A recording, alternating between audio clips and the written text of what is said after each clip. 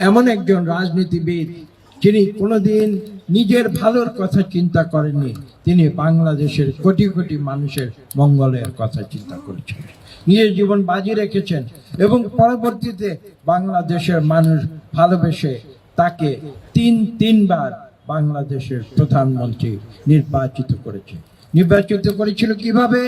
3টি সুষ্ঠু নিরপেক্ষ নির্বাচনের মাধ্যমে।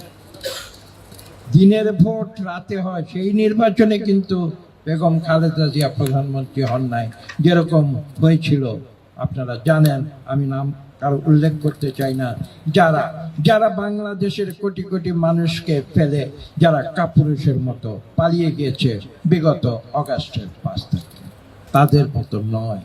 কারণ তারা রাজনীতি করে নিজের জন্য, দেশনেত্রী বেগম খালেদা জিয়া রাজনীতি করেছেন এই দেশের কোটি কোটি মানুষের জন্য।